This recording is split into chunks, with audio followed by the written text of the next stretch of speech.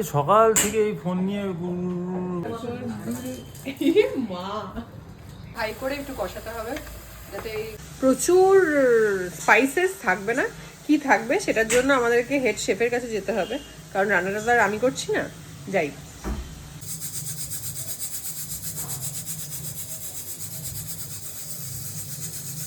বাইরে কি হচ্ছে? তোমার সকাল থেকে এই ফোন নিয়ে ফোনটা কিনলাম কেমনি এমনি? কাঁপছে। কি হচ্ছে সকাল থেকে? একটা কি স্পেশাল আইটেম হচ্ছে আমার জন্য। মুরগ পোলাও। মা একটা বিছানা ঝাড়া, একটা মাটি ঝাড়া। দুটো ঝাড়া নিয়ে কে করে কাজ ভাই? আমি জানি না। কি রান্না বলবে তো? তোমার জন্য তোমার অনারে হচ্ছে নাকি? হ্যাঁ, মুরগ পোলাও বাই দিদি ভাই। মুরগ পোলাওটাতে কিছুই থাকবে না, মানে কিছু সব মশলা ছাড়া মুরগ পোলাও। মুরগি আর ভাত থাকবে এইটুকুই জানি। তারপর কি থাকবে আমি জানি না। এটা তো দেখে নিয়েছিলাম। এবার হচ্ছে এখানে কি একটু বলতে হবে এবার বাকিটা। পেঁয়াজটা ভাজা হচ্ছে। পেঁয়াজটা ভাজা হচ্ছে সাদা তেলে। সাদা তেলে কইটুকুনি তেল, সেটা কম তেল দেওয়া যায়, যত কম দেওয়া যায় সৌরভের একদম পিঞ্চল, যত কম তেল দেওয়া যায় তত কম তেলে এটা রান্না হবে। আচ্ছা, পেঁয়াজটা খুব কম তেলে ভাজা হচ্ছে সেটা দেখে বোঝাই যাচ্ছে। এটাই আজকের মেসেজ বেসিক্যালি, যে ভালো খাবারও খাওয়া যায় রোববারের দিনে, কিন্তু সেটা কত কম তেলে খাওয়া যায় সেটাই মেন কথা, তাই তো?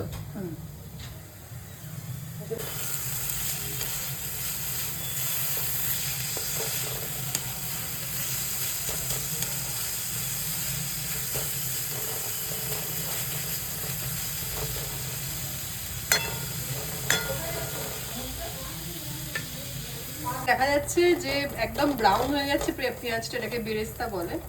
আর এটা একদম লো ফ্লেমে করতে হবে, নাহলে কিন্তু পেঁয়াজটা ভেতর থেকে মানে রান্না হবে না, অথচ ব্রাউন হয়ে যাবে। সেটা চাই না। ভেতর থেকে যাতে রান্নাটাও হয় অথচ ব্রাউনও হয়, সেটার জন্যই বোধহয় বেরেস্তাটা করা।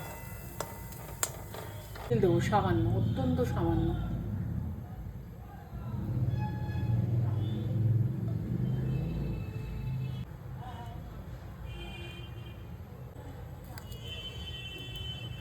এটা কোন ফ্লেমে হচ্ছে? সাদা তেলে না না, কোন ফ্লেমে? একদম লো, মানে মিডিয়াম ফ্লেমে রেখেছি আপাতত। মিডিয়াম ফ্লেমে হবে এটা। তেজপাতা চলে গেল। এবার শুধু গোটা গরম মশলা দেবো, গোটা গরম মশলা, দারচিনি, লবঙ্গ, এলাচ, সিম্পল যেটা আমাদের বাড়িতে থাকে সেরকম। ব্যাস। এটা গন্ধটা উঠলে অত্যন্ত সামান্য রসুন একটু দেবো।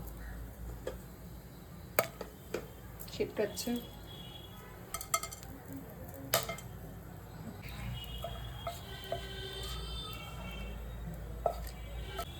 তো এবার আমরা রসুন দিয়ে দিচ্ছি।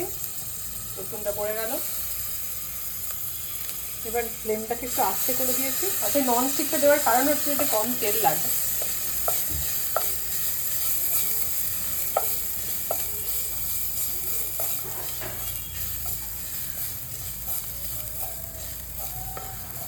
রসুনের কাঁচা গন্ধটা চলে গেলে আমি ম্যারিনেট করা মাংস দেবো। আচ্ছা, ম্যারিনেশনে কি কি ছিল? ম্যারিনেশনে ছিল হচ্ছে জল ঝরানো টক দই, তার সাথে একটু গোলমরিচ, একটুখানি নুন, একটুখানি আদা রসুন বাটা, আর কাঁচা লঙ্কার দানা ফেলে দিয়ে একটুখানি। ওটা দিয়ে কতক্ষণ ম্যারিনেশন হয়েছে? এটা প্রায় 1.5 ঘন্টা থেকে 2 ঘন্টা। ওটা 3-4 ঘন্টা রাখলে আরও ভালো হয়। তো এবার ম্যারিনেশন করা এটা হয়ে গেলে গন্ধটাও আমি পাচ্ছি। এরপর এর মধ্যেই চিকেনটা শুধু দিয়ে দেওয়া হবে, ম্যারিনেট করা চিকেন। এবার একটু ফ্লেমটাকে হাই করব, আগে মাংসটা দিয়ে নিই তারপরে।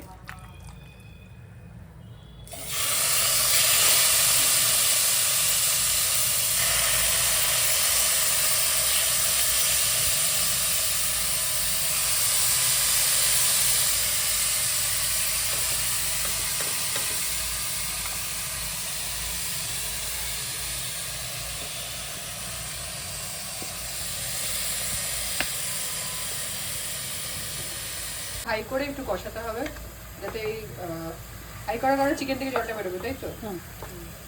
কারণ দইয়েও জল আছে, মানে যদিও বা দইটা জল ঝরানো বলা হলো, বাট দইয়ের থেকে তো খানিকটা জল বেরোবে আর চিকেন থেকেও বেরোবে। জলটা যাতে শুকিয়ে যায় তার জন্যই ফ্লেমটা একটু হাই করে নেওয়া হবে। তুমি সাদা মুগ পোলাও দিলে ভালো, কিন্তু হয় না, না, অনেকে ধরো লাল লঙ্কা চাইছে না, তারা কি কেশর দিতে পারে? কেশরের কালার আনতে পারে? না কি এটা অ্যাকচুয়ালি হোয়াইট রঙেরই হয়, এটাতে হোয়াইট লাল লঙ্কা দেওয়ার দরকার হয় না, অনেকে খায় বলে যেমন তখন দেয় লাল লঙ্কা গুঁড়ো দেয়, সেটা কালারের জন্য অনেক সময় দেয়, একটু হালকা বাদামি রং হয় মাংসটা। এখান থেকে মাংসে জল ছেড়েছে, এরপর বাকি স্টেপগুলো দেখাচ্ছি।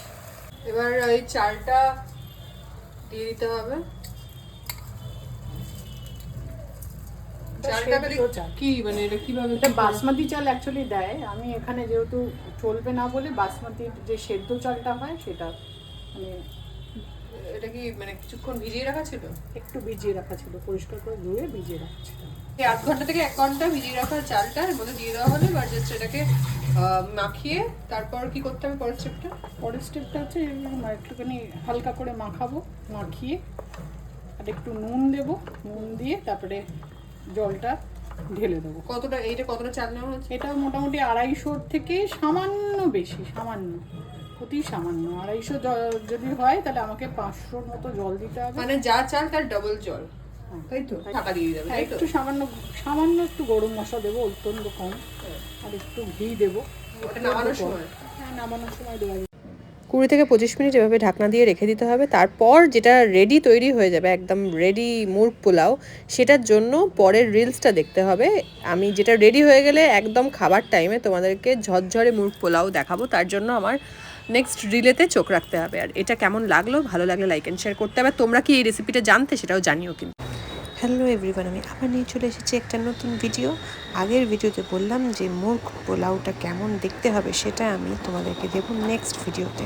সো এই নেক্সট ভিডিওটা নিয়ে চলে এসেছি। দেখো মুরগ পোলাও একদম রেডি, আর ওপরে বেরেস্তা যেটা ব্রাউন করে অনিয়নটা ভাজা হয়েছিল এটা ছড়িয়ে দিলাম, আর দিতেই পুরো অসাধারণ দেখতে লাগছে। এত সহজে এত সুন্দর একটা মুরগ পোলাও, এটা অবশ্যই বানিয়েছে আমার দিদি, এবং all credit goes to her. And এই জাস্ট একটা মাখিয়ে এবার প্লেটেতে সুন্দর গরম মুরগ পোলাও সার্ভ হয়ে গেল। কেমন লাগলো জানাবে, ভালো লাগলে কমেন্ট করে আমাকে অতি অবশ্যই জানাতে বলুন। হ্যালো এভরিওয়ান, আমি চলে গেছিলাম TGF স্যালন, এটা রাসবিহারির কাছাকাছি। এক্স্যাক্ট লোকেশনটা জানতে হলে তোমরা এই TGF স্যালন গুগলে দিলেই তোমরা পেয়ে যাবে, আর কন্ট্যাক্ট নাম্বার আমি স্ক্রিনে দিয়ে দিয়েছি। তো আমি যেতেই আমাকে ওরা সাজেস্ট করলো, যেহেতু আমাদের রেগুলার বেসিসে হিট ইউজ হয়, তো একটা ট্রিটমেন্ট ওরা সাজেস্ট করলো, এবং সেটা খুব একটা এক্সপেন্সিভও নয়, এবং আমাদের স্ক্যাল্প টেস্ট হয়ে গেল। দিয়ে ওরা, যেহেতু সবাই জানো আমার গ্রে হেয়ারের একটা ছোটোবেলা থেকেই সমস্যা আছে এবং বহু বছর ধরে সেটা রয়েছে, তো সেই জন্য ফার্স্টে তো গ্রে হেয়ারটা দেখাই যাচ্ছে ওখানে ভিজিবল, আর কিছু ড্যান্ড্রাফও ছিল যেটা আমরা দেখতে পাই না। যাই হোক, সেই ট্রিটমেন্ট এবং আরও কিছু হেয়ারের ট্রিটমেন্ট ওরা সাজেস্ট করলো, সেগুলোই যথারীতি করলো। ফার্স্টেই কালার হয়ে গেল, দেন তারপর ওই যেরকমভাবে কালারটা হওয়ার পর ওয়াশ করতে হলো। তো ওর প্রত্যেকটা প্রোডাক্ট ওরা একদম লরিয়াল প্রফেশনালের ইউজ করে থাকে। তো প্রপারলি আমার ফার্স্টেই আমার যে কালারটা, সেই কালারটা আমি করে নিলাম। সবাই ওখানে ভীষণ টেকনিশিয়ানরা ভীষণ খুবই এফিশিয়েন্ট, এবং যাকে বলে প্রপার, সেটা আমিও ফিল করলাম বিষয়টা। যাই হোক, সুন্দর করে আমার কালারটা হচ্ছিল, তোমরা দেখতেই পাচ্ছ। তোমাদেরও যদি এরকম সবসময় তো বাড়িতে সম্ভব হয় না, কিছু ক্ষেত্রেও পার্লারে যদি তোমরা যেতে চাও, তাহলে এরকম একটা পার্লার তোমরা গিয়ে একবার যেতেই পারো, আর ওখানে প্রচুর অফার্সও চলে বিভিন্ন সময়, তো তোমরা কল করে সেটা জেনেও নিতে পারো। যাই হোক, তো তারপর ওরা যে সাজেস্ট করেছিল যে ট্রিটমেন্টটা, সেই ট্রিটমেন্টটাই ওরা লরিয়ালের প্রোডাক্ট সব দেখতেই পাচ্ছ, অ্যাবসলিউট মলিকিউলার বলে এই ট্রিটমেন্টটা, এটা পুরোটা ওরা করলো। করে এটা স্পায়ের মতো হলেও এটা স্পায়ের থেকে অনেক বেটার, এবং এটা বন্ডে গিয়ে কাজ করে। এবং আমার যে এতটা ড্যামেজ হয়ে আছে প্রতিদিনের এই হিট এবং এগুলো কিছু ইউজ করার জন্য, সেই জন্য ওরা এই ট্রিটমেন্টটা করে মানে প্রথম যে ওয়াশটা করলো তাতেই অনেকটা ভিজিবল ছিল। তারপর আস্তে আস্তে 3-4টে স্টেপ আছে, সেই স্টেপ করার পর স্পায়ের যে ক্রিম ম্যাসাজ হয়, সেই ক্রিম ম্যাসাজ একটা দিয়ে সুন্দর করে ভীষণভাবে একটা রিল্যাক্স করে দিল, এবং তারপর ফাইনাল ওয়াশটা করলো। এবং ওদের ম্যাসাজও ভীষণ প্রপার ছিল, কারণ সবসময় সব জায়গায় এই স্পায়ের ম্যাসাজ প্রপার হয় না।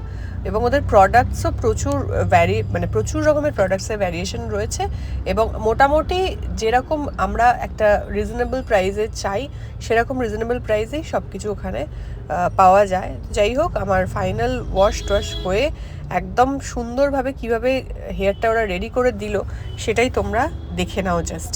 আমি তো অবাক হয়ে গেছিলাম যে একটা ওয়াশেতেই এতটা ভিজিবল রেজাল্ট কিভাবে হতে পারে। তো দেখতেই পাচ্ছ কোনো হিট ছাড়াই প্রপারলি এরকম একটা সুন্দর ভিজিবল রেজাল্ট ওরা দিয়ে দিল। হেয়ারটার যা অবস্থা হয়েছিল তাতে আমি নিজেকেও খুব কনফিডেন্ট ফিল করছিলাম। এটা যদি মাসে অ্যাটলিস্ট একবার করা যেতে পারে, ওরা বলছে এই 3 থেকে 4টে ট্রিটমেন্টেই আরও অনেক হেয়ারটা অনেক হেলদি হয়ে যাবে, অনেক বেটার হয়ে যাবে। সো ইনস্টেড অফ স্পা আমরা এটা করতেই পারি। আর তোমরা যদি এরকম কিছু নিতে চাও, এরকম ট্রিটমেন্ট, তাহলে TGF এর ডেফিনেটলি কন্ট্যাক্ট করো, নাম্বার দিয়ে দিলাম। আর এই ভিডিওটা তোমাদের কেমন লাগলো, কতটা হেল্পফুল মনে হলো সেটাও কিন্তু আমাকে জানাতে ভুলবে না। ভালো লাগলে লাইক অ্যান্ড শেয়ার কিন্তু করতেই হবে। টাটা।